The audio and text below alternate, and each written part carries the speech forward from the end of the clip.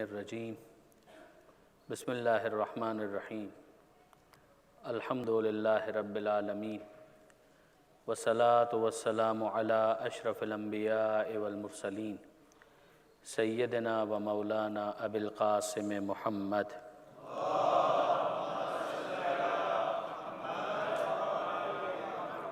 و اہل بیتہ الطیبین الطاہرین المعصومین المظلومین المنتجبین المنتخبین المیامین لا سیما علی الامام المنتظر والحجة الثانی عشر الذین اذهب اللہ عنہم الرجس وطہرہم تطہیرا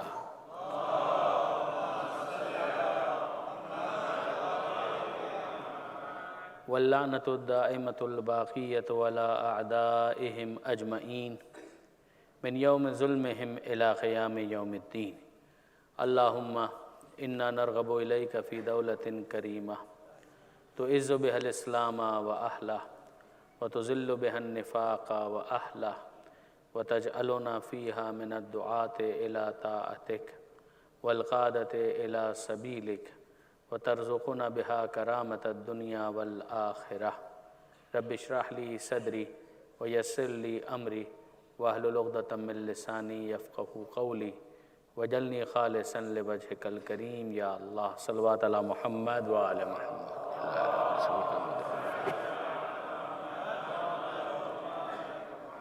أما بعد فقد قال الله سبحانه وتعالى في القرآن الحكيم بسم الله الرحمن الرحيم إن الدين عند الله الإسلام وقال سبحانه وتعالى أيضا ومن يبتغي غير الإسلام دينا فلن يقبل منه صلوات على محمد وآل محمد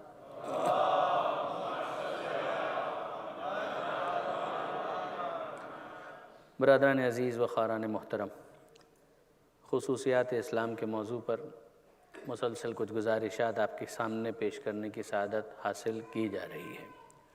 دو آیتیں ہیں کہ جنہیں مسلسل سرنامہ کلام میں تلاوت کرنے کا شرف حاصل کیا جا رہا ہے، اور دونوں آیتوں کا تعلق سورہ آل عمران سے ہے۔ ایک آیت کا نشان ہے 19، جس میں پروردگار عالم یہ ارشاد فرماتا ہے کہ ان الدین عند اللہ الاسلام، دین اللہ کے نزدیک صرف اور صرف اسلام ہے۔ اور جو دوسری آیت ہے اس کا نشان ہے 85، وہ بھی سورہ آل عمران ہی کی ہے، کہ جس میں پروردگار عالم ارشاد فرماتا ہے کہ وَمَن يَبْتَغِي غَيْرَ الْإِسْلَامِ دِينًا فَلَن يُقْبَلَ مِنْهُ، اگر اسلام سے ہٹ کر کسی اور دین پر رہتے ہوئے کچھ بھی پیش کیا گیا تو پھر وہ قبول تو نہیں کیا جائے گا۔ یہ دونوں آیتیں آہستہ آہستہ میں آپ کے سامنے مزید ایلوبریٹ کرنے کی کوشش کروں گا۔ جو پہلی آیت ہے 19ویں، وہ آیت آگے بڑھتی ہے، ان الدین عند اللہ الاسلام، دین اللہ کے نزدیک صرف اور صرف اسلام ہے۔ اس کے بعد پھر پروردگار عالم نے کچھ اور بھی ارشاد فرمایا۔ ارشاد ہوتا ہے کہ مختلف الذین اوتوا الکتاب الا من بعد ما جاءہم العلم بغیا بینہم۔ ارشاد ہو رہا ہے کہ اختلاف جو کیا ہے اہل کتاب نے، مختلف الذین اوتوا الکتاب، اوتوا الکتاب یعنی جن کو کتاب دی گئی، جو اہل کتاب کہلاتے ہیں، people of book, Jews and Christians. مختلفہ، یہ جو انہوں نے اختلاف کیا ہے تو یہ اختلاف بعد اس کے انہوں نے کیا ہے کہ ان کے پاس علم آ چکا، بغیم بینہم۔ تو پھر انہوں نے یہ اختلاف کیوں کیا؟ اس اختلاف کی ریزن کیا ہے؟ یعنی ایک شخص تو وہ ہے نا کہ جس کے پاس ابھی علم پوری طریقے سے نہیں آیا، تو ظاہر ہے کہ وہ ڈاؤٹ کے اندر ہے، سسپیشن کے اندر ہے، کہیں نہ کہیں اس کے لیے کلیئرٹی نہیں ہے۔ تو ظاہر ہے کہ وہ پورا رائٹ رکھتا ہے کہ جب تک وہ کلیئرٹی حاصل نہ کرے تو ایک اوپینین فارم تو نہیں کرے گا، تو اس کو تو گنجائش دی جائے گی۔ وہ کوئی بھی ہو سکتا ہے، وہ مسلمانوں میں رہتے ہوئے کسی فرقے سے تعلق رکھنے والا ہو سکتا ہے، وہ ہو سکتا ہے کہ اسلام سے ہٹ کر کسی اور دین کا ماننے والا ہو، وہ ہو سکتا ہے کہ ایتھیسٹ ہو، مگر وہ ابھی پروسیس میں ہے، جو ریسرچ کا ایک پروسیس ہوتا ہے۔ اگر یہ وہ کر رہا ہے تو پروردگار عالم اس کو بہت زیادہ اپریشیٹ کرتا ہے۔ آپ قرآن مجید کے اندر سورہ مبارکہ زمر کو دیکھیں، 39واں سورہ ہے قرآن مجید کا، 39 چیپٹر، اور وہاں پروردگار عالم نے ایک عجیب انداز اختیار کیا، وَبَشِّرْ عِبَادِ الَّذِينَ يَسْتَمِعُونَ الْقَوْلَ فَيَتَّبِعُونَ أَحْسَنَهُ، اے میرے حبیب آپ بشارت دیجئے، خوشخبری دیجئے میرے ان بندوں کو، یستمعون القول، کہ جو استماع کرتے ہیں، توجہ کے ساتھ سنتے ہیں۔ کس چیز کو سنتے ہیں؟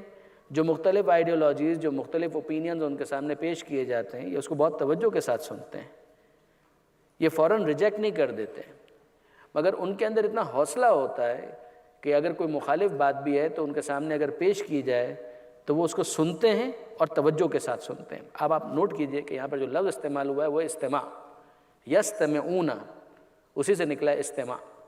استماع کا مطلب ہوتا ہے ٹو لسن، جس طریقے سے ہیئرنگ اور لسننگ کے درمیان فرق ہے کہ ایک ہے آپ روا روی کے اندر سن رہے ہیں، ایک کان سے سنا اور دوسرے کان سے نکال دیا، یہ والی جو کیفیت ہے اس کو استماع نہیں کہتے ہیں، اور ایک توجہ کے ساتھ سننا۔ پروردگار عالم کہتا ہے کہ اے حبیب بشارت دیجئے، خوشخبری دیجئے میرے ان بندوں کو۔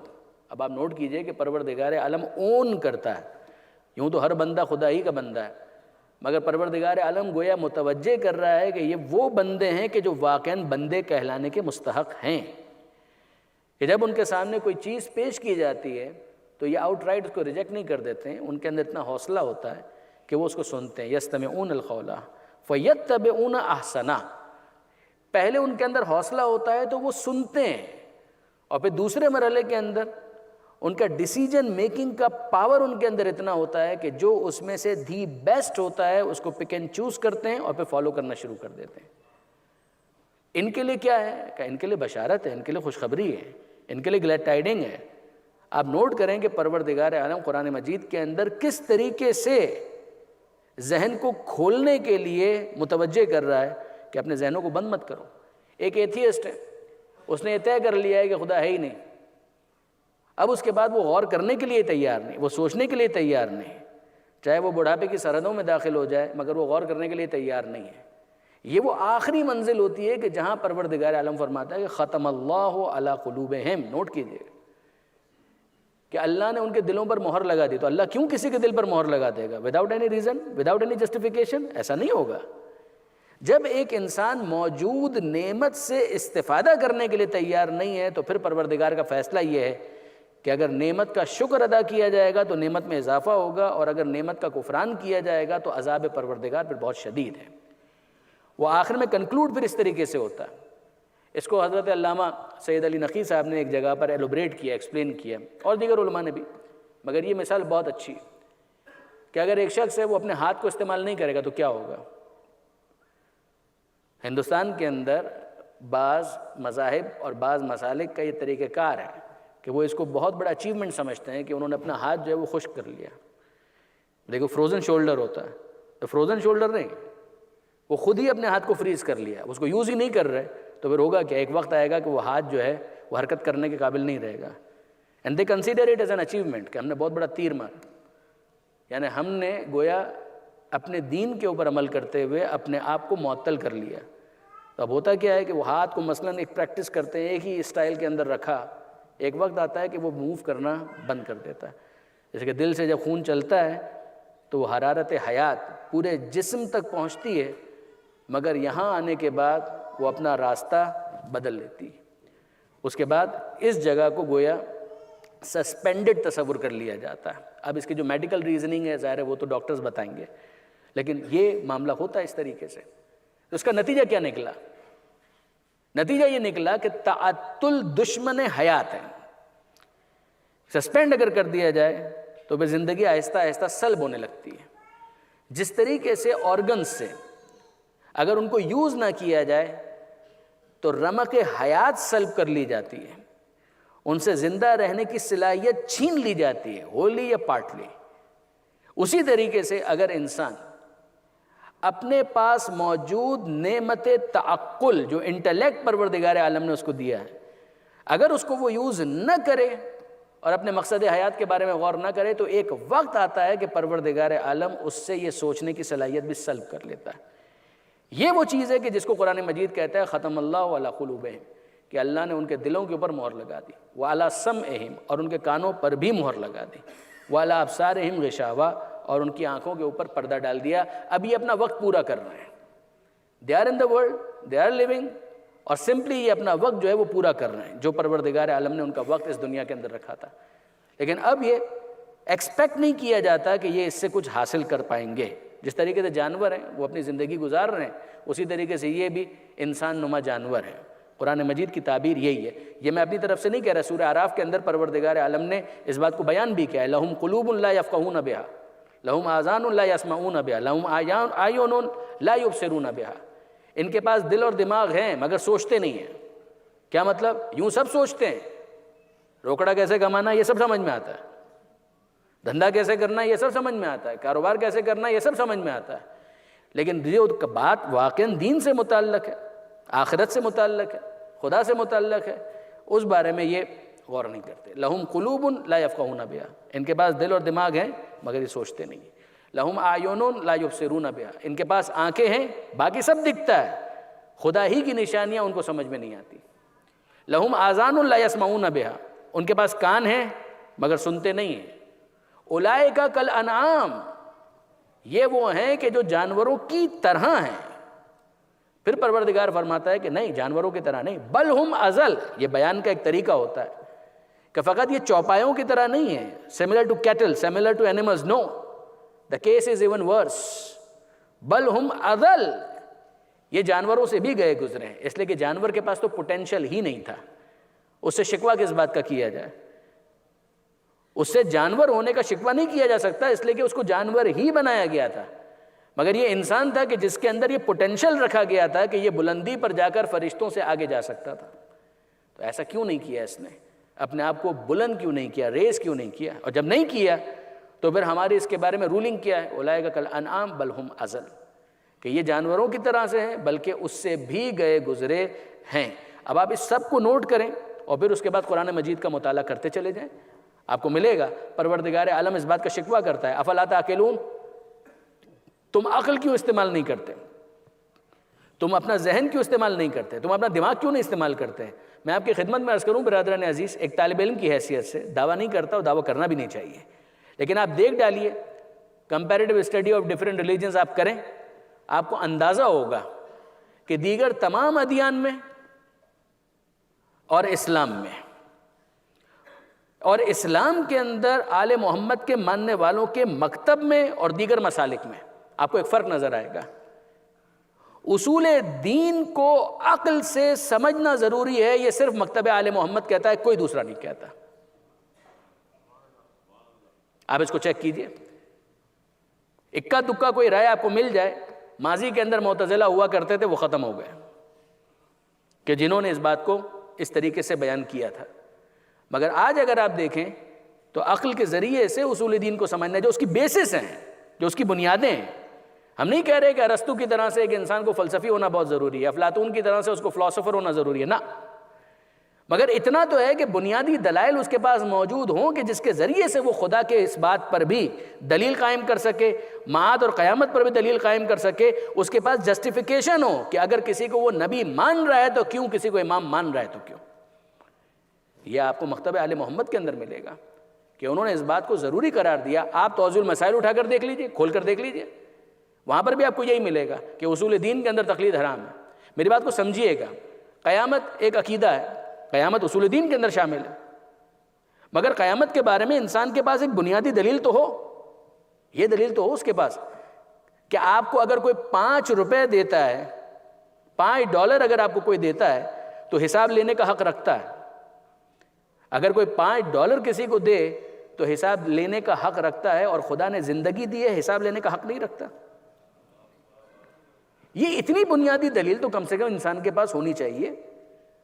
پھر اس کے بعد جو اس کے ڈیٹیلز ہیں کہ جنت کی کیا کیفیت ہے، جنت کی کیا ڈیٹیلز ہیں، وہ سب بیان معصوم پر موقوف ہے. بے شک وہ قرآن کی آیت بتائے گی، مگر جو بنیادی بات ہے کم سے کم اسے تو انسان اپنی عقل سے سمجھنے کی کوشش کرے، اور پھر اس کے بعد وہ اپنے عقائد کو بلڈ کرے معصومین کے فرامین کی روشنی میں.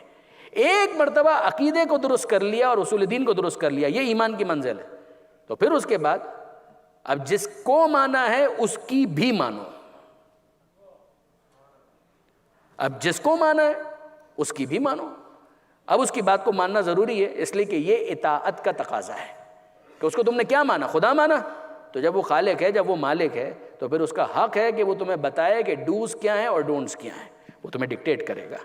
اور یہ وہ منزل ہے کہ جہاں پر انسان اپنی مرضی سے سر تسلیم خم کرتا ہے، جو اسلام کا مطلب ہے.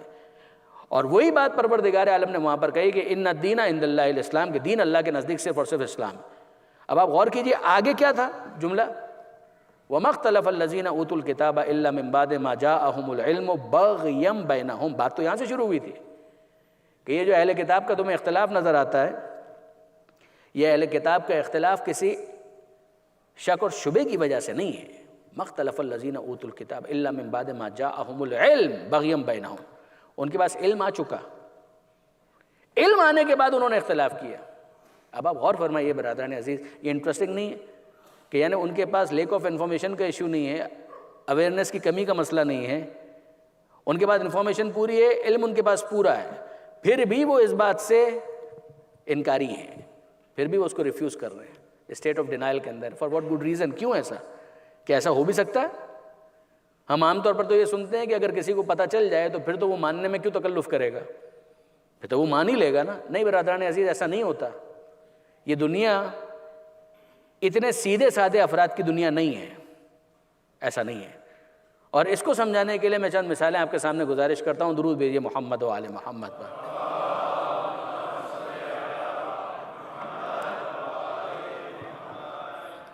ایک مرتبہ اور درود بھیج دیں محمد و آل محمد پر۔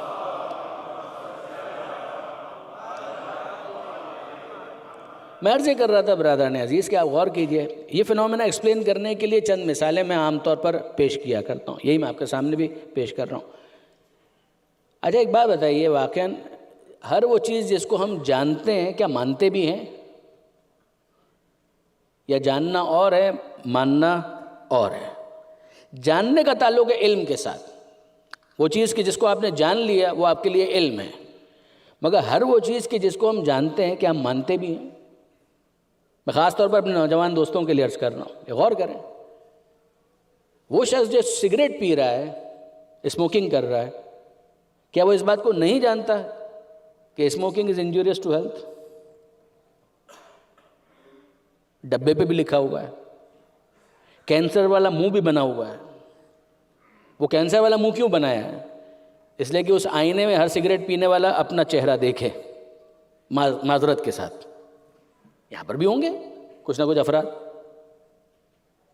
کہ جو اسموکنگ کرتے ہوں گے۔ میرا سوال صرف اتنا ہے کہ وہ جو اسموکنگ کر رہے ہیں کیا ان کو نہیں پتہ ہے کہ smoking is injurious to health? عام طور پہ یہ مثال دیتے ہوئے مجھے نصر اللہ خان یاد آ جاتے ہیں۔ نصر اللہ خان کون؟ آپ میں سے جو پاکستان سے تعلق رکھتے ہیں ان کا ذہن فوراً گیا ہوگا پولیٹیشین کی طرف جن کا انتقال ہو گیا۔ نہیں وہ والے نہیں، نوابزادہ نصر اللہ خان کی بات نہیں کر رہا۔ جنگ اخبار کے اندر ایک کالم لکھا کرتے تھے اور ان کے کالم میں بڑا سٹائر ہوتا تھا، حصے مزاح ان کی بہت اچھی تھی۔ نصر اللہ، انہوں نے ایک دفعہ کالم لکھا تھا اور اس میں یہ لکھا تھا، عام طور پر ہمارے یہاں جو سگریٹ کے ڈبے ہیں اس کے اوپر لکھا ہوتا ہے سگریٹ نوشی صحت کے لیے مضر ہے، وزارت صحت، یہ لکھا ہوتا ہے۔ تو انہوں نے اس کے اوپر ایک کامنٹ کیا تھا، کاؤنٹر کامنٹ کیا تھا۔ انہوں نے کہا تھا کہ اگر میں ہوتا تو ڈبے پہ یوں لکھواتا کہ سگریٹ نوشی صحت کے لیے ویسے ہی مضر ہے جیسے کہ وزارت صحت۔ اب ظاہر ہے کہ آپ کی جو منسٹری آف ہیلتھ ہے وہ تو بڑی کرٹیسی رکھتی ہے، لک آفٹر کرتی ہے، لیکن یہ کہ بہرحال پاکستان کا جو معاملہ ہے وہ آپ اچھی طریقے سے جانتے ہیں۔ یہ برسوں پہلے میں نے اپنے اسکول ایج کے اندر ان کا یہ کالم پڑھا تھا۔ لیکن جو ہماری بحث ہے اس سے اس کا تعلق کیا ہے؟ وہ ڈبے پہ لکھا ہوا ہے کہ سگریٹ نوشی صحت کے لیے مضر ہے۔ تو اگر کسی کو نہیں بھی پتا تھا، کوئی اتنا اگر بھولا تھا کہ اس کو نہیں معلوم تھا کہ بھائی سگریٹ نوشی صحت کے لیے مضر ہے، تو اب تو اس نے پڑھ بھی لیا، کینسر والا منہ بھی دیکھ لیا، پھر اس کے بعد کیا کرنا چاہیے تھا؟ فوراً اس ڈبے کو چھوڑنا چاہیے تھا۔ آئے اس کے اندر تو کینسر کا نسخہ موجود ہے، لیکن کیا ایسا ہوتا ہے؟ وہ جو ایڈکٹ ہو چکا ہے وہ کھولتا ہے، اٹھاتا ہے، سگریٹ سلگاتا ہے اور اسموکنگ شروع کر دیتا ہے۔ اچھا ڈاکٹر صاحب وہ بھی سگریٹ سلگاتے ہیں، بعض ڈاکٹر صاحبان جو ہیں وہ بھی اسموکنگ کر رہے ہوتے ہیں، تو کیا ان کو بھی نہیں پتہ ہے؟ تو اگر ہم ان سے پوچھیں کہ صاحب یہ معاملہ کیا ہے، کیا آپ نہیں جانتے کہ یہ صحت کے لیے مضر ہے؟ تو وہ کہتے ہیں جانتا تو ہوں مگر دل نہیں مانتا۔ تو اس کا مطلب یہ ہے کہ جاننا اور ہے، ماننا اور ہے، ان دو چیزوں کے درمیان فرق ہے۔ جاننے کا تعلق علم کے ساتھ ہے، ماننے کا تعلق قلب اور دل کے ساتھ ہے۔ میں آپ کی خدمت میں 2-3 اور مثالیں عرض کر دیتا ہوں۔ مجھے بتائیے کہ شوگر پیشنٹ ہے، ڈائبیٹک، اور کیس کیا ہے؟ حلوہ سامنے آ جائے تو پھر اس کے بعد ہاتھ رکتا نہیں ہے۔ تو اگر ہم ان کو پوچھیں کہ سر آپ ڈائبٹیز کے مریض ہیں اور پھر اس کے بعد کیا کریں بھائی، ڈائبٹیز کے مریض ہیں یہ حق ہے، مگر بات سادی سی اتنی ہے کہ میٹھے کا اتنا شوق ہے کہ جب حلوہ سامنے ہو تو ڈائبٹیز کا خیال دور دور تک دل و دماغ سے محو ہو جاتا ہے۔ تو کیا آپ جانتے نہیں کہ جانتا ہوں مگر دل نہیں مانتا، دل بے قابو ہو جاتا ہے۔ اچھا وہ تیسرے صاحب ملے، کارڈیک پیشنٹ، کولیسٹرول ہائی، دل کی وینز بھی بند، کٹاکٹ سامنے آ گیا۔ مجھے نہیں معلوم یہاں ٹورنٹو کے اندر کٹاکٹ ملتا ہے کہ نہیں ملتا ہے۔ گردے، مغز، ساری چیزیں وہ ہے رچ ان کولیسٹرول۔ آپ اپنے دل کو دیکھیں، کہاں اس دل کو دیکھوں تو نہیں کھا سکتا، مگر اگر دل کی سنوں تو پھر کھانے پر مجبور ہو جاتا ہوں۔ تو آپ جانتے ہیں نا کہ جانتا ہوں مگر دل نہیں مانتا۔ اس کا مطلب یہ ہے کہ برادران عزیز، جاننا اور ہے، ماننا اور ہے۔ ایک ہے جاننا اور ایک ہے ماننا۔ اور میں آپ کی خدمت میں عرض کرتا ہوں، مجھے بتائیے فجر کی نماز واجب نہیں ہے؟ اب خالصتاً ہم دینی مثال کے اوپر آ جائیں، فجر کی نماز واجب نہیں؟ کہا واجب تو ہے، کبھی پڑھتے کیوں نہیں ہے؟ کہاں آنکھ نہیں کھلتی ہے؟ الارم لگائیے کہ بجتا ہے، کھل بھی جاتی ہے، مگر بستر چھوڑنے کا دل نہیں کرتا۔ کہ پتہ ہے کہ واجب ہے؟ کہا کہ ہاں۔ پتہ ہے کہ پیغمبر پڑھتے تھے؟ کہا بالکل۔ کہا یہ بھی پتہ ہے مولا پڑھتے تھے؟ کہا بالکل، فجر ہی کی نماز میں تو شہید ہوئے تھے۔ اچھا یہ سب پتہ ہے؟ کہاں جانتا ہوں مگر اس موقع پر میرا دل نہیں مانتا کہ کیسے بستر کو داغ فراق دے کر بلند ہوا جائے، وضو کے لیے ٹھنڈے پانی کو چہرے سے متصل کیا جائے اور پھر مصلی کے اوپر آ کر اللہ اکبر کی صدا بلند کی جائے گا۔ دل نہیں مانتا۔ اس کا مطلب یہ ہے کہ جاننا اور ہے، ماننا اور ہے۔ اور اب برادران عزیز میں آپ کی خدمت میں عرض کروں کہ اگر یہ اصول طے ہو گیا کہ جاننا اور ہے، ماننا اور ہے، تو اب اس کے بعد کوئی یہ سوال نہ کرے کہ جب ہاتھوں پر بلند کر کے مولائیت کا اعلان کر دیا تھا تو پھر یہ منکر کیسے ہو گئے۔ جب ہاتھوں پر بلند کیا تھا تو سب نے جان لیا، مگر جاننا اور ہے، ماننا اور ہے۔ درود بھیجئے محمد و آل محمد پر۔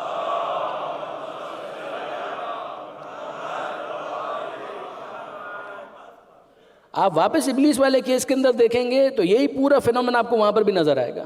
کوئی اگر ابلیس کو پوچھے کیا ابلیس تجھے نہیں معلوم ہے کہ آدم کو خدا نے بنایا؟ کہا کہ میں جانتا ہوں، میں جانتا ہوں، مگر جاننا اور ہے، ماننا اور ہے۔ ان دو چیزوں کے درمیان فرق ہے۔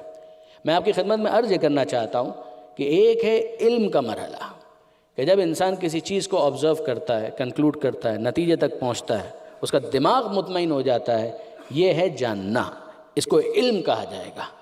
مگر اگلا مرحلہ کیا ہے؟ ماننا۔ وہ چیز کہ جس کو تم نے جان لیا، کیا اسے دل میں بسا بھی لیا ہے یا نہیں؟ اگر وہ چیز کہ جس کو جان لیا ہے، دل میں بسا بھی لیا ہے، اور وہ جاننے والا معاملہ غیب سے متعلق ہے، اسی کو ایمان کہا جاتا ہے۔ ایمان اسی کو کہتے ہیں۔ بہت ساری چیزیں جو میں نے ابھی آپ کے سامنے مثالیں دیں، سگریٹ کی اور اس کی اور اس کی اور اس کی، یہ ساری چیزیں ایمان سے متعلق نہیں ہیں۔ ایک فیکچول حقیقت ہے، بالکل صحیح ہے اپنی جگہ پر، جاننا ہے، ماننا ہے، مگر اس کا غیب سے کوئی تعلق نہیں ہے۔ لیکن وہ معاملہ جو غیب سے متعلق ہیں، ان کو جب انسان قبول کر لیتا ہے، مان لیتا ہے، تو پھر یہ چیز ایمان کہلاتی ہے۔ اسی لیے اگر آپ دیکھیں سورہ بقرہ میں جو پروردگار عالم نے ابتدا ہی کے اندر کہا ہے، الذین یؤمنون بالغیب، یہ کتاب ہدایت کرے گی، مگر پری ریکویزٹ یہ ہے کہ انسان غیب پر ایمان رکھتا ہو۔ اگر تو اس نے یہ طے کر لیا ہے کہ جو کچھ بھی ہے یہی ہے، بس جو ہم کو نظر آ رہا ہے، اور اس کے ماورا کچھ نہیں ہے، بیانڈ دس کچھ بھی نہیں ہے، اگر ایسا ہے تو this book is not for you my dear. پہلے اپنے آپ کو، اپنے ہورائزن کو اتنا براڈن تو کرو کہ دنیا کی لمیٹیشن کے بیانڈ تم غیب کی دنیا کا احساس کر سکو کہ معاملہ اس کے آگے کا بھی ہے۔ یہ وہ منزل ہوگی کہ جہاں پر ایک انسان کے لیے یہ کتاب ہدایت کا سامان کرے گی، ورنہ تو پھر ظاہر ہے کہ اس کے لیے گائیڈنس کی کیا گنجائش باقی بچتی ہے، کہ جس نے اس دنیا ہی کو سب کچھ سمجھ لیا۔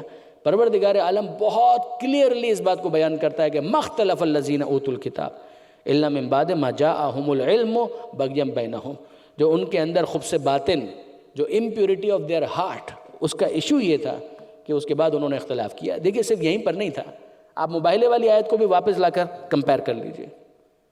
فمن حاجک فیہ من بعد ما جاءک من العلم، پہلا مرحلہ کیا ہے؟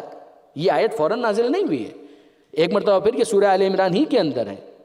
آل عمران جو سورہ ہے، دیکھیے سورہ بقرہ اور سورہ آل عمران اس کو ایک پیئر کی صورت میں اسٹڈی کیا جاتا ہے، بہت سے علماء تو اس پر بہت زیادہ زور دیتے ہیں۔ آپ قرآن مجید کے اندر بہت سارے سورے ہیں کہ جن کو آپ پیئر کی صورت میں دیکھیں گے، فار ایگزامپل سورہ فلق، سورہ ناس، جن کو کہا جاتا ہے معوذتین، دونوں کا مضمون جو ہے کافی حد تک متحد ہے، قل اعوذ برب الفلق، قل اعوذ برب الناس، مضمون کے اندر آپ کو ایک اتحاد نظر آئے گا اس کے کنٹینٹ کے اندر۔ اسی طریقے سے سورہ توبہ اور سورہ انفال، سورہ انفال 8واں سورہ، سورہ توبہ یا سورہ برات 9واں سورہ، اس کو اگر آپ دیکھیں مضمون کے اعتبار سے یہ متحد ہے۔ اسی طریقے سے سورہ بقرہ اور سورہ آل عمران، ان دونوں کا مضمون کافی حد تک متحد ہے، دونوں کے اندر موسٹلی، میں نہیں کہتا کہ ہوللی، لیکن موسٹلی اہل کتاب کو ایڈریس کیا گیا، ان کے ایشوز کو ڈسکس کیا گیا۔ سورہ بقرہ میں جیوز کے بارے میں زیادہ ہے اور سورہ آل عمران کے اندر کرسچنز کے بارے میں زیادہ ہے گفتگو۔ خاص طور پر سورہ آل عمران اس کی سٹارٹنگ جو 60+ ورسز ہیں، ان کو اگر آپ دیکھیں تو وہ موبائل ہی کے کانٹیکسٹ میں نازل ہوئی ہیں۔ تفسیر نمونہ وغیرہ کے اندر آپ پڑھیں گے تو اس کی ڈیٹیلز آپ کو ڈیفینیٹلی ملے گی کہ جو وہ آئے تھے نصارہ نجران پیغمبر اکرم سے گفتگو کرنے کے لیے، ڈسکس کرنے کے لیے، تو پیغمبر اکرم نے ان سے بات چیت کی، ان کے اعتراضات سنے، اور جو ان کے اعتراضات تھے ان کو دور کرنے کے لیے قرآن مجید کی آیتیں نازل ہونا شروع ہوئی۔ اسی کے اندر جب بات کنکلوڈ ہوتی ہے، ابتدا میں توحید پر کافی گفتگو ہے، پھر اس کے بعد جب یہ مباہلے کی آیت تک بات پہنچنے لگتی ہے تو وہاں پر آپ دیکھیں گے کہ جب یہ اعتراض انہوں نے کیا کہ عیسیٰ علیہ السلام کے باپ کے بارے میں بتائیے، اگر خدا ان کا باپ نہیں تھا تو پھر کون تھا؟ کیا واقعی یہ کوئی معقول اعتراض ہے؟ یعنی ہم لاجیکلی سوچیں کہ یہ کوئی بہت زیادہ معقول اعتراض ہے، مگر انہوں نے یہ کیا۔ تو پروردگار عالم نے کیا جواب دیا؟ اس کو اصطلاح کے اندر کہتے ہیں جدال احسن، کہ ایک وہ پوائنٹ کہ جس کے اوپر دونوں پارٹیز ایگری کرتی ہیں، ان کے ذریعے سے ایک آرگومنٹ کو بلڈ کرنا، کہ جب آپ چین بند کرنا چاہتے ہیں، زپ کرنا چاہتے ہیں، اوپر کی طرف لانا چاہتے ہیں، تو کوئی تو پوائنٹ ہو کہ جہاں پر دونوں ایگری کرتے ہوں تو یہ اوپر آ سکتی ہے، ورنہ تو یہ زپ اوپر نہیں آئے گی۔ آپ ذرا دیکھیے واقعاً کہ جو قرآن مجید کا اسٹائل ہے، اپروچ ہے، وہ کیا ہے۔ یہ بات کسی ایتھیسٹ سے نہیں کی جا سکتی، مگر کرسچن سے کی جا سکتی ہے۔ For what good reason? آپ سنیے۔ پروردگار عالم ایک مسلمے کو، یعنی وہ چیز کہ جس کے اوپر ایک ایگریمنٹ ہے، پوائنٹ آف ایگریمنٹ، وہاں سے گفتگو کو شروع کرتا ہے۔ ان کا کوشچن کیا ہے؟ ان کا کوشچن یہ ہے کہ جناب حضرت عیسیٰ علیہ السلام، Jesus Christ, one of the mightiest prophets of almighty Allah, no doubt about it. جو کوشچن تھا وہ تو ان کے بیٹے ہونے کے حوالے سے تھا نا، کہ اگر وہ خدا کے بیٹے ہیں تو اس کا مطلب کیا ہے؟ اگر ان کو بیٹا مان لیا جائے تو سیدھی سی بات ہے، انسان کا بچہ انسان ہے، جو جس کا بیٹا ہے وہ اس کے ساتھ اس کے اندر سنکرونائز ہے، وہ اس کے اندر اسی طریقے سے، اسی جنس سے، اسی نوع سے ہوگا۔ اگر کوئی خدا کا بیٹا ہے تو پھر وہ خدا ہے۔ حضرت عیسیٰ علیہ السلام، ان کا باپ کون تھا؟ اور کوئی نہیں تھا، اس کا مطلب یہ کہ خدا ان کا باپ تھا۔ پروردگار عالم نے کیا جواب دیا اس کا؟ ان مثل عیسیٰ عند اللہ کمثل آدم، اے حبیب ان سے کہہ دیجئے عیسیٰ کی مثال اللہ کے نزدیک آدم کی مثال ہے۔ کہ تم تو یہ کہہ رہے ہو کہ عیسیٰ کا باپ نہیں ہے، مگر آدم کے بارے میں کیا خیال ہے؟ نہ اس کا کوئی باپ ہے، نہ اس کی کوئی ماں ہے۔ یا تو تم یہ کہو کہ ہم آدم کو نہیں مانتے، لیکن جب تم یہ کہہ رہے ہو کہ ہم آدم کو مانتے ہیں تو وہ خدا جو بغیر باپ اور ماں کے آدم کو پیدا کر سکتا ہے، وہ تنہا ماں سے عیسیٰ کو کیوں پیدا نہیں کر سکتا؟ یہ بات اس سے کہی جائے گی کہ جو آدم علیہ السلام کو مان رہا ہو۔ آدم علیہ السلام کو بھی اگر وہ نہیں مان رہا ہو، کسی ایتھیسٹ کے سامنے آپ یہ بات کریں تو اٹس آف نو یوز۔ مگر وہ کہ جو کہہ رہا ہے کہ نہیں میں آدم کو تو مانتا ہوں کہ بغیر باپ اور ماں کے پیدا ہوئے، اب آپ ذرا دیکھیے پروردگار عالم فرماتا ہے کہ ان سے کہہ دیجئے ان مثل عیسیٰ عند اللہ کمثل آدم، عیسیٰ کی مثال اللہ کے نزدیک آدم کی مثال ہے۔ خلقہ من تراب، اللہ نے آدم کو مٹی سے پیدا کیا، ثم قال له کن فیکون، اس کے بعد کہا ہو جا اور ہو گیا۔ وہ خدا جو اس طرح سے آدم کو پیدا کر سکتا ہے، وہ عیسیٰ علیہ السلام کو ورجن میری سے کیوں پیدا نہیں کر سکتا؟ یہ تھا پوائنٹ کہ جو وہاں پر پیش کیا گیا۔ اچھا میں یہاں پہ آپ کی خدمت میں عرض کروں، نہج البلاغہ کے اندر امیر المومنین حضرت علی ابن ابی طالب علیہ السلام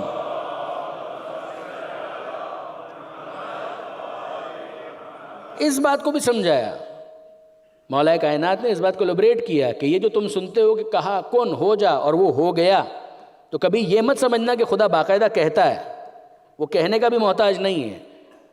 قدرت پروردگار کو سمجھانے کے لیے لفظوں میں اتنی وسعت نہیں ہے کہ وہ خدا کی قدرت کو سمجھا سکے، بس اس کے ارادے کی تعبیر یہ ہے کہ اس کو سمجھانے کے لیے کہا جاتا ہے کہ وہ کہتا ہے ہو جا کن فیکون، اور اس کا کہنا یعنی اس کا ارادہ کرنا، کن فیکون، ہو جا اور وہ چیز ہو گئی۔ کیا اس کے بعد انہوں نے قبول کر لیا؟ یہ تھی لاجک، یہاں تک دلیل تھی، یہ وہ منزل تھی کہ بشارت اور خوشخبری میرے ان بندوں کے لیے جو مختلف باتوں کو توجہ کے ساتھ سنتے ہیں، فَيَتَّبِعُونَ أَحْسَنَهَا، پھر اس میں جو بہترین بات ہوتی ہے اس کو پک اینڈ چوز کرتے ہیں اور پھر فالو کرنا شروع کر دیتے ہیں۔ یہاں تک بات ان کے لیے تھی۔ لہٰذا آپ دیکھیں ڈائیلاگ بھی ہو رہا ہے، آرگومنٹس بھی ہو رہے ہیں، کنورسیشن بھی ہو رہا ہے، سب کچھ ہو رہا ہے، مگر کیا انہوں نے ایکسیپٹ کیا؟ نہیں کیا۔ اب اس کے بعد قرآن کیا کہتا ہے؟ اب قرآن کہتا ہے اے حبیب فمن حاجک فیہ من بعد ما جاءک من العلم، علم آنے کے بعد اب بھی اگر کوئی کٹ حجتی کرتا ہے فقل تعالوا، کٹ حجتی کا مطلب کیا ہے؟ اب یہ کسی انڈرسٹینڈنگ کے لیے گفتگو نہیں ہو رہی ہے، اب یہ بحث برائے بحث ہے، یہ کج بحثی ہے، تو پھر اب کیا کیا جائے؟ اور ان کو آفر کر دیا جائے فمن حاجک فیہ من بعد ما جاءک من العلم فقل تعالوا، تو اب ان سے کہیے کہ آ جاؤ، ندعو ابناءنا و ابناءکم، ہم اپنے بیٹوں کو لے کر آتے ہیں، تم اپنے بیٹوں کو لے آؤ، ونساءنا ونساءکم، ہم اپنی عورتوں کو لے کر آتے ہیں، تم اپنی عورتوں کو لے کر آؤ، وانفسنا وانفسکم، جس کو ہم اپنی جان سمجھتے ہیں اسے ہم لے آتے ہیں، جسے تم اپنی جان سمجھتے ہو تم لے آؤ۔ پھر اس کے بعد کیا کریں؟ ثم نبتہل، اس کے بعد ہم مباہلہ کریں گے، گڑ گڑائیں گے خدا کی بارگاہ میں، لڑیں گے نہیں، تلوار نہیں نکالیں گے۔ آپ اسلام کی اپروچ کو دیکھیے، وہ مدینے میں آئے، مسلمانوں کا ہیڈ کوارٹر ہے، ماننے کے لیے تیار نہیں ہے، لاجیکل آرگومنٹس کو انہوں نے نظر انداز کر دیا، اگنور کیا ہے، مگر اسلام نے یہ نہیں کہا، قرآن نے یہ نہیں کہا کہ ان سے کہا کہ تم بھی تلوار نکالو ہم بھی تلوار نکالتے ہیں، جی نہیں، جب وہ لڑنا نہیں چاہتے تو تمہیں لڑنے کی ضرورت بھی نہیں ہے۔ اسلام کی اپروچ تو بہت واضح ہے کہ اگر وہ نہیں لڑنا چاہتے تو تمہارے لیے کوئی ڈیفینڈ کرنے کا مسئلہ ہی نہیں ہے، انکار کر رہے ہیں نا، انکار کرنے دو، تم نے اپنی بات پیش کر دی، اب اس کے بعد اگلا مرحلہ کیا ہو سکتا ہے؟ میکسیمم یہ ہو سکتا ہے کہ تم مباہلے کی دعوت دے دو، ثم نبتہل ونجعل لعنت اللہ علی الکاذبین، جو جھوٹا ہو اس کے اوپر ہم اللہ سے لعنت طلب کرتے ہیں، سمپل۔ پھر دیکھ لیں گے کہ کیا ہوتا ہے۔ اب آپ غور فرمائیے، میں آپ سے عرض کرتا ہوں، پہلے مرحلے کے اندر ان کے سامنے دلائل دیے گئے، انہوں نے قبول نہیں کیا، مباہلے کی دعوت دے دی گئی، مباہلے کی دعوت کے بعد انہوں نے کیا کہا؟ ہاں ٹھیک ہے صاحب ہم بھی مباہلہ کرتے ہیں، مباہلے کے لیے میدان میں آ گئے۔ آپ میں سے وہ احباب جو مدینہ منورہ جا چکے ہیں، عام طور پر اطراف کی زیارتوں کے اندر مباہلہ جہاں پر ہوا تھا اس جگہ لے جایا جاتا ہے، تو وہ جانتے ہیں کہ not very for from Masjid Nabawi وہ جگہ، اور وہاں پر وہ لوگ پہلے سے موجود تھے۔ پیغمبر اکرم اپنے حجرے سے نکلے، یہی وہ موقع تھا کہ جب چادر تطہیر میں پنجتن کو جمع کیا گیا تھا اور آیت تطہیر نازل ہوئی تھی، اور پھر اس کے بعد اس لیے کہ اسی بات کا تو فیصلہ کرنا تھا کہ ابناءنا نساءنا انفسنا، کون ہے کہ جس کو پیغمبر اکرم کا بیٹا کہا گیا، کون ہے کہ جس کو پیغمبر اکرم کی نساء کہا گیا، کون ہے کہ جس کو پیغمبر اکرم کا نفس کہا گیا، اور پھر پیغمبر اکرم لے کر چلے، اس شان سے لے کر چلے کہ ابناءنا کی منزل پر آپ جانتے ہیں کہ حسن اور حسین موجود تھے، نساءنا کی منزل پر جناب سیدہ، صرف اور صرف لفظ میں گنجائش ہے، مگر مصداق میں فاطمہ زہرا کے سوا کوئی دوسرا نظر نہیں آتا۔ انفسنا لفظ میں گنجائش ہے، پلورل ہے، مگر سوائے امیر المومنین کے کوئی دوسرا نظر نہیں آتا، ان سب کو لے کر چلے۔ اب میں آپ سے پوچھتا ہوں، مجھے ایک بات بتائیے، یہ علامہ سید علی نقی صاحب کا نقطہ ہے، وہ فرمایا کرتے تھے کہ آپ ذرا غور کریں اس بات کے اوپر کہ اب تک کیا پیش کیا جا رہا تھا؟ آیتیں ہی تو پیش کی جا رہی تھی۔ میں نے آپ سے عرض کیا 60+ آیتیں جو سورہ آل عمران کی ہیں سٹارٹنگ، وہ سب کے سب اسی کانٹیکس میں نازل ہوئی ہیں۔ اب آپ مجھے بتائیے کہ جب انہوں نے آیتوں کو قبول نہیں کیا تو پھر کیا ہوا؟ پھر اس کے بعد پنجتن کو لے کر پیغمبر اکرم چلے، تو اس کا مطلب کیا ہے؟ پہلے قرآن نازل ہوا، جب قرآن کافی نہیں ہوا تو پیغمبر اکرم پنجتن کو لے کر چلے. یعنی یہ گویا پروردگار عالم نے عملی طور پر سمجھا دیا کہ تم کہتے ہو حسبنا کتاب اللہ، اللہ کی کتاب ہمارے لیے کافی ہے. ہم عملی طور پر تمہیں بتاتے ہیں کہ جہاں کتاب کافی نہیں ہوتی ہے وہاں پر اہل بیت کو لایا جاتا ہے. درود بھیجئے محمد و آل محمد پر.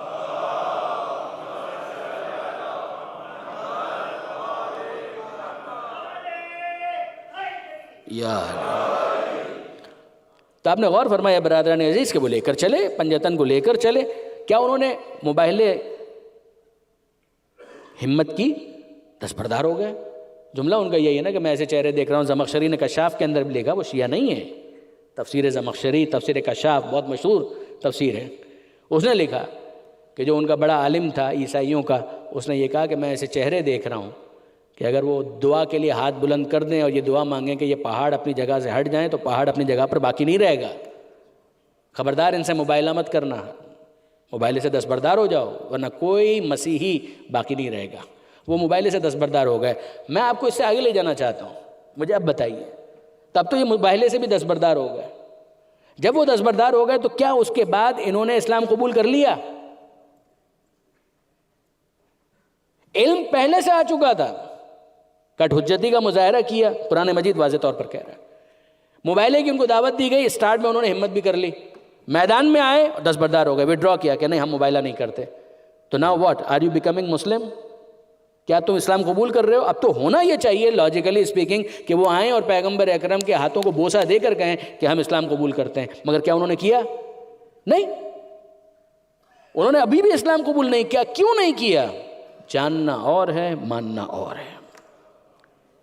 یاد رکھیے گا برادران عزیز کہ ہر وہ شخص جو جان لیتا ہے وہ مان بھی لے، یہ کوئی ضروری نہیں ہے. اور یہیں پر میں آپ کی خدمت میں پھر عرض کرتا ہوں، مجھے کوئی بتائے یہ مباہلے کا واقعہ وہ ہے کہ جس میں کسی قسم کا کوئی اختلاف نہیں، شیعہ سنی بھی کوئی اختلاف نہیں.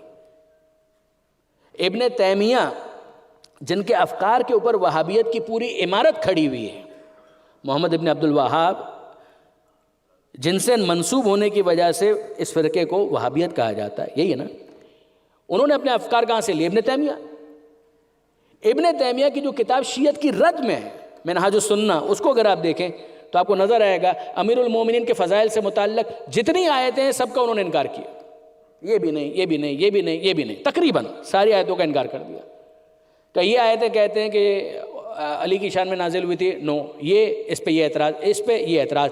مگر جب مباہلے کی بات ہوئی، آیا مباہلہ، اس کے نیچے انہوں نے لکھا کہ ہاں یہاں میں سر تسلیم خم کرتا ہوں، یہ آیت واقعاً انہی کے بارے میں نازل ہوئی. اس کا نتیجہ کیا ہے؟ آج بھی جو حاجی حضرات سعودی عرب سے آتے ہیں تو جو ان کو تحفے کے طور پر قرآن دیا جاتا ہے، کبھی کبھی تو صرف عربک ٹیکسٹ ہوتا ہے اور کبھی مختصر تشریح ہوتی ہے، اس کو آپ کھول کر دیکھ لیجئے. آیا موبائلہ نکالیے تو اس کے نیچے آپ کو فٹ نوٹنگ کے اندر یہی چیز لکھی ہوئی آج بھی نظر آئے گی کہ یہ آیا مباہلہ جب نازل ہوئی تو پیغمبر اکرم جن کو لے کر چلے وہ کون تھے؟ علی تھے، زہرا تھیں، حسن تھے، حسین تھے. یہی ملے گا آپ کو. کوئی اختلاف نہیں ہے، کوئی اختلاف نہیں ہے. مگر میں یہ آپ سے پوچھنا چاہ رہا ہوں کہ پیغمبر اکرم یہ اتنی زحمت کر کیوں رہے ہیں؟ پیغمبر اکرم کو تو کہنا چاہیے تھا کہ او کرسچنز، تم سے تو ہمارا کوئی مطالبہ ہی نہیں ہے، we don't want anything from you. جیسے کہ ہم تو پلورلزم کے اوپر بلیو کرتے ہیں. I don't have anything to offer you. میرے پاس تمہارے لیے تو کچھ بھی نہیں ہے. میں تو ایسے ہی ایک چیز لے کر آ گیا ہوں والنٹیرلی. اگر کوئی ماننا چاہے تو مانے، نہیں ماننا چاہے تو کوئی بات نہیں. Salvation is guaranteed. آپ مجھے بتائیے کہ پلورلزم کے نام پہ اگر اس فلسفی کو پروموٹ کیا جا رہا ہے تو اس کا مطلب تو یہ ہے کہ یہ ساری چیزیں کیا تھے؟ افسانے تھے، یہ سب داستانیں تھیں.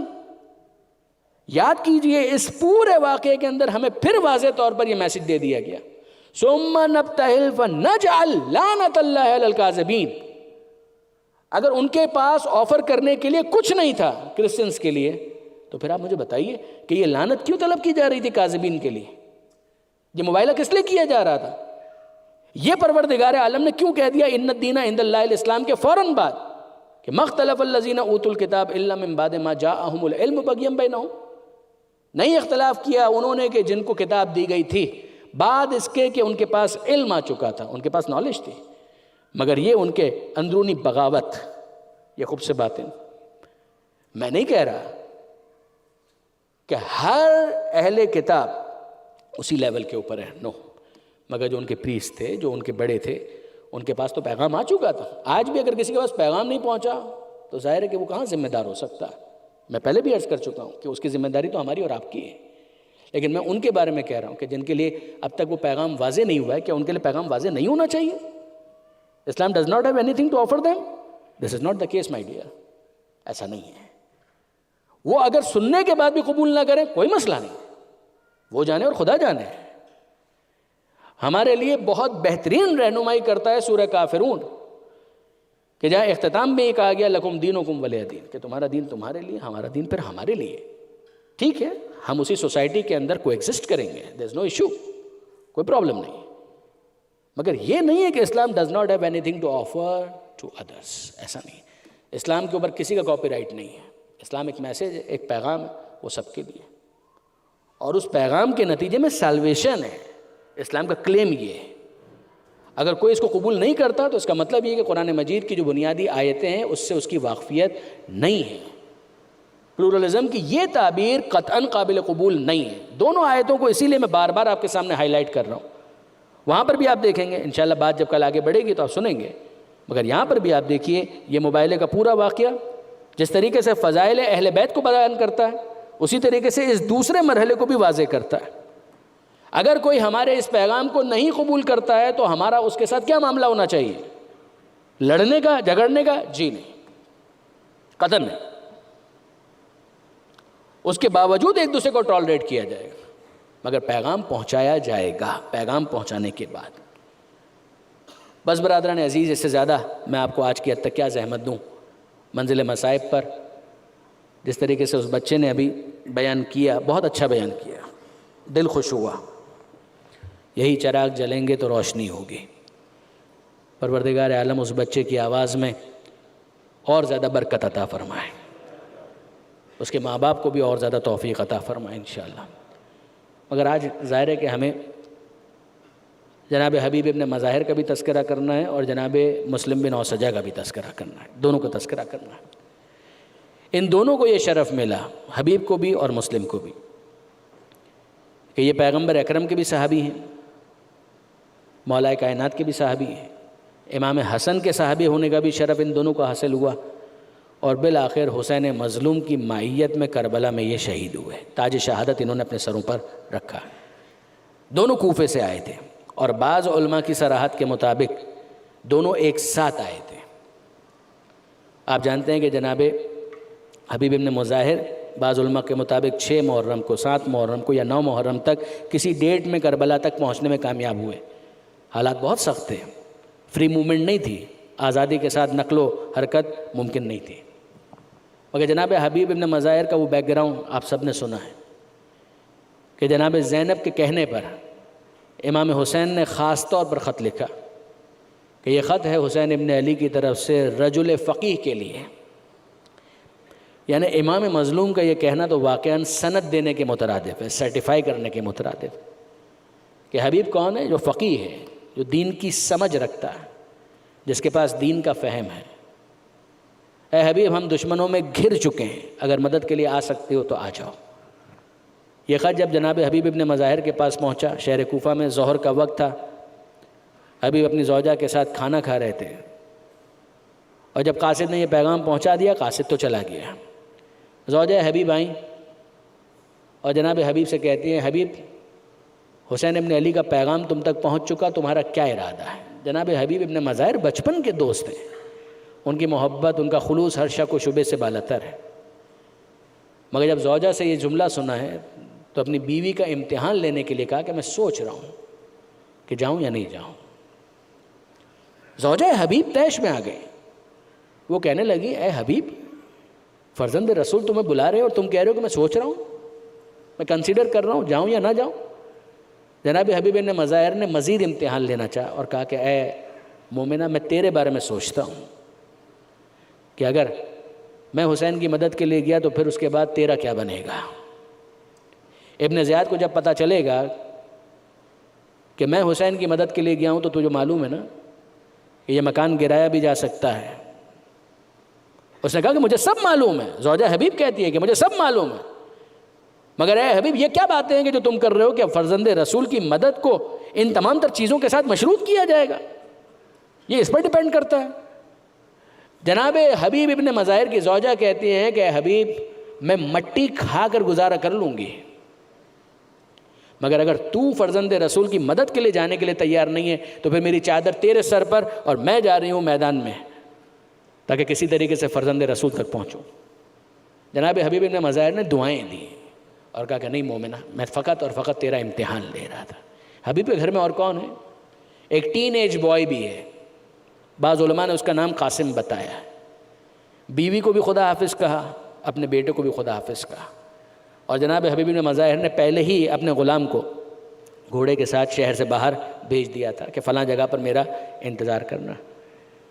اور اب جناب حبیب ابن مظاہر کسی طریقے سے مینج کر کے شہر کوفہ سے باہر اس جگہ پہنچے کہ جہاں پر ان کا غلام گھوڑے کے اوپر بیٹھا ہوا تھا، باہیں اس نے گھوڑے کی گردن میں ڈالی ہوئی تھی اور گھوڑے سے کلام کر رہا تھا کہ اے اسب با وفا، اگر میرا مالک نہیں آیا تو بے فکر رہے، میں تجھ پر بیٹھ کر کربلا تک جاؤں گا۔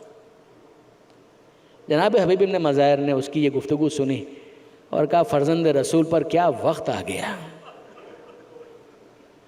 آج حسین کتنا غریب ہو گیا کہ غلام بھی اس طرح سے گفتگو کر رہے ہیں۔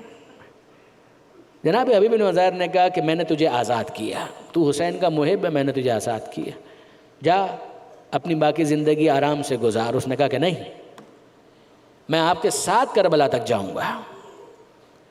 جناب حبیب ابن مظاہر نے اپنے غلام کو بھی ساتھ لیا، کربلا پہنچے۔ مسلم بن اوسجہ بھی پہنچ چکے، جناب حبیب ابن مظاہر بھی پہنچ چکے، اور جب جناب حبیب ابن مظاہر کربلا پہنچے ہیں تو آپ جانتے ہیں کہ وہاں پر خوشی کا کیا عالم تھا۔ جناب زینب کے کہنے پر ابھی میں نے عرض کیا کہ امام حسین نے خط لکھ کر بلایا تھا۔ 2 محرم سے جب سے یہ قافلہ کربلا پہنچا تھا، کوئی اپنا تو نہیں آ رہا تھا، دشمنوں کی فوجیں آ رہی تھی، کبھی خولی آ رہا ہے، کبھی عمر سعد آ رہا ہے، کبھی سنان آ رہا ہے۔ جناب زینب پوچھا کرتی تھی کہ ارے کوئی حسین ابن علی کا چاہنے والا مدد کے لیے نہیں آئے گا؟ اور جب جناب حبیب ابن مظاہر پہنچ گئے کربلا تو لشکر حسین کے اندر تھا ہی کتنا لشکر، مختصر سا تو لشکر ہے، خوشیوں کا اظہار ہو رہا ہے، ہر ایک حبیب ابن مظاہر کو گلے سے لگا رہا ہے۔ جناب زینب نے آوازیں سنی تو پوچھا کہ کیا معاملہ ہے؟ پتہ چلا کہ بی بی آپ کے بھائی کا بچپن کا دوست حبیب مدد کے لیے آ گیا ہے۔ جناب زینب نے پیغام بھجوایا جناب فضا کے ذریعے سے، اماں فضا ذرا میرے بھیا کو تو بلانا۔ امام حسین آئے، کہا کہ بھیا تمہارا دوست آ گیا، مبارک ہو، اور حبیب سے ایک بات تو کہنا، میں حبیب کو سلام کہنا چاہتی ہوں۔ جناب حبیب ابن مظاہر زار و قطار رونے لگے کہ آج یہ وقت آ گیا ہے کہ اولاد زہرا مجھے سلام کہلوا رہی ہے، یہ وقت آ گیا۔ عزیزان، عاشور کے دن پہلا شہید، بعض محققین کی صراحت ہے کہ جو پہلا شخص شہید ہوا ہے، یعنی جسے دم توڑا ہے، پہلا شخص جو شہید ہوا ہے وہ ہے مسلم بن اوسجہ، اور ظہر کے بعد جناب حبیب ابن مظاہر کی شہادت ہوئی ہے۔ اور عجیب بات یہ ہے کہ جناب مسلم بن اوسجہ بوڑھے مجاہد ہیں، امام حسین کا بوڑھا ساتھی، اور جب حملہ ہوا اور جناب مسلم بن اوسجہ زمین کربلا پر گرے، ایڑیاں رگڑ رہے تھے، بولا نہیں جا رہا تھا۔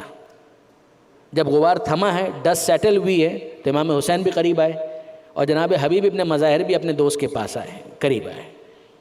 جناب مسلم بن اوسجہ کی فیملی بھی کربلا کے اندر موجود تھی، حبیب ابن مظاہر کی فیملی موجود نہیں تھی، مگر مسلم بن اوسجہ کی فیملی موجود تھی۔ جناب حبیب ابن مظاہر مسلم بن اوسجہ کے قریب آئے اور ایک جملہ کہتے ہیں کہ اے مسلم، کوئی اور وقت ہوتا نا، تمہارا وقت آخر کسی اور وقت آیا ہوتا تو میں تم سے یہ کہتا کہ اے مسلم، اپنے گھر والوں کے لیے، اپنے بیوی بچوں کے لیے کوئی وصیت کرو کہ تمہارے بعد میں تمہارے گھر والوں کے لیے کیا کر سکتا ہوں، مگر اے مسلم میں تمہیں کیا وصیت کے لیے کہوں؟ یہاں تم جا رہے ہو، تمہارے پیچھے پہ کچھ دیر کے بعد میں آ رہا ہوں، تو میرے پاس تو کچھ ہے ہی نہیں کہ میں تمہیں وصیت کے لیے کہہ سکوں۔ جناب مسلم بن اوسجہ نے بڑی مشکل سے کہا کہ اے حبیب، وصیت ہے، وصیت ہے، وصیت ہے۔ حبیب کہنے لگے کہ ہاں مسلم، اب بھی اگر تم یہ سمجھتے ہو کہ میں تمہاری کسی وصیت پر عمل کر سکتا ہوں، بتاؤ تمہاری کیا وصیت ہے، بتاؤ تمہارے گھر کے بارے میں تمہاری کیا وصیت، بتاؤ تمہاری بیوی کے بارے میں تمہاری کیا وصیت ہے، بتاؤ تمہارے بچوں کے بارے میں تمہاری کیا وصیت ہے۔ مسلم بن اوسجہ مسکرائے، آخری لمحات تھے مسلم بن اوسجہ کے، مگر مسلم بن اوسجہ مسکرائے، اپنی شہادت کی انگلی کو بلند کیا اور بڑی مشکل سے وہ کانپتی ہوئی انگلی سے اشارہ کیا حسین مظلوم کی طرف، اور ایک جملہ کہتے ہیں یا حبیب اوسی کا بے حاضل مظلوم، اے حبیب وصیت ہے مگر اپنے بیوی بچوں کے بارے میں اپنے بیوی بچوں کے بارے میں کوئی وصیت نہیں ہے، وصیت میری ہے زہرا کے اس مظلوم لال حسین کے بارے میں۔ حبیب قاتل دونہ حتیٰ تقتل، اے حبیب قتل ہو جانا مگر زہرا کے لال کا ساتھ مت چھوڑنا۔ حبیب ابن مظاہر کہتے ہیں ہاں مسلم کیا تم نے وصیت کی، وصیت کا حق ادا کر دیا۔ ارے کیسے ہو سکتا ہے کہ حسین کا بچپن کا دوست حسین کا ساتھ چھوڑے؟ ممکن نہیں ہے۔ مسلم بے فکر ہو جاؤ۔ مسلم نے دم توڑا، اور عزیزوں آہستہ آہستہ شہداء کے قافلے میں مختلف نام درج ہونے لگے، مگر ظہر کا جب وقت آیا ہے، اور آپ جانتے ہیں کہ ظہر کے وقت امام مظلوم نے جماعت کے ساتھ نماز پڑھائی ہے، مگر جب نماز پڑھانے کے لیے روکنے کا کہا تو آپ جانتے ہیں کیا ہوا؟ اس موقع پر یہ کہا کسی نے کہ حسین سے کہہ دو کہ حسین کی نماز قبول نہیں ہے۔ حبیب ابن مظاہر نے یہ جملہ سنا، کانپ کر رہ گئے، تڑپ کر رہ گئے، اور انتہائی سخت جملہ کہا جو عام طور پر نہیں کہا جاتا، وہ اس وقت جناب حبیب نے کہا کہ ارے یہ کہنے والے فرزند رسول کی نماز قبول نہیں ہے تو کیا تجھ گدھے کی نماز قبول ہوگی؟ حمار کا لفظ استعمال کیا ہے جناب حبیب ابن مظاہر نے، اور پھر یہ جملہ کہتے ہوئے حملہ کیا، اے فرزند رسول اب میں تو ظہر کی نماز آپ کے نانا کے پیچھے پڑھوں گا، میں جنت میں حوض کوثر کے پاس آپ کے نانا کے پیچھے ظہر کی نماز پڑھوں گا۔ یہ کہہ کر حملہ کیا، اور حملہ کرنے کے بعد کئی افراد کو شہید کا قتل کیا، یہاں تک کہ حبیب ابن مظاہر بھی اس دنیا سے رخصت ہوئے۔ مقتل کے الفاظ کی صراحت ہے کہ جب جناب حبیب ابن مظاہر شہید ہو گئے تو امام مظلوم کے چہرے پر شکستگی کے آثار ظاہر ہوئے، خستگی کے آثار ظاہر ہوئے۔ حبیب کا سر کاٹ لیا گیا، حبیب کا سر کاٹ لیا گیا۔ حبیب کے سر کے بارے میں لوگوں نے جھگڑنا شروع کر دیا، کوئی کہتا ہے میں نے قتل کیا، دوسرا کہتا ہے میں نے قتل کیا، کوئی کہتا ہے میں حاکم سے انعام لوں گا، دوسرا کہتا ہے میں حاکم سے انعام لوں گا۔ نہیں عزیزوں، آخری جملے سنیے۔ علامہ رشید ترابی فرماتے ہیں کہ جب نوک نیزہ پر سروں کو بلند کیا گیا اور یہ لٹا ہوا قافلہ کوفے میں داخل ہوا، حبیب کا ایک بیٹا تھا، میں نے آپ سے عرض کیا، جس کا نام قاسم تھا۔ جب یہ لٹا ہوا قافلہ شہر کوفہ کے اندر داخل ہوا ہے نا، اس موقع پر حبیب کے اس ٹین ایج بوائے نے اپنے دوستوں کے ساتھ دیکھا کہ ارے یہ نوک نیزہ کے اوپر مختلف سر بلند کیے گئے، اسی میں اسے نظر آیا ارے یہ تو میرے بابا کا سر ہے، یہ تو میرے بابا کا سر ہے، یہ تو حبیب کا سر ہے۔ اپنے دوستوں کی طرف دیکھا، دوستوں نے حبیب کے بیٹے کی طرف دیکھا، اور دوستوں نے یہ کہا اے فرزند حبیب حملہ کرو۔ اس بچے نے حملہ کیا، اپنے باپ کا سر اپنی آغوش میں لیا، قاتل کو قتل کیا، اور یہ جملہ کہتے ہوئے فرزند حبیب چلا کہ جس کا جوان بیٹا زندہ ہو کوئی اس کے باپ کو اس طرح سے نوک نیزہ پر بلند نہیں کر سکتا۔ اے فرزند حبیب آپ نے اپنی معصومیت کے اندر جملہ تو کہہ دیا، مگر کوئی سید سجاد کے دل سے پوچھے کہ جو یہ سن رہے تھے کہ جس کا جوان بیٹا زندہ ہو اس کے باپ کے سر کو کوئی نیک نیزہ پر بلند نہیں کر سکتا، ارے یہ سجاد کا حوصلہ ہے کہ کربلا سے کوفہ اور کوفہ سے شام مسلسل اپنے بابا کے سر کو نوک نیزہ پر بلند ہے۔ الا ولعنۃ اللہ علی القوم الظالمین وسیعلم الذین ظلموا ای منقلب ینقلبون ماتم حسین۔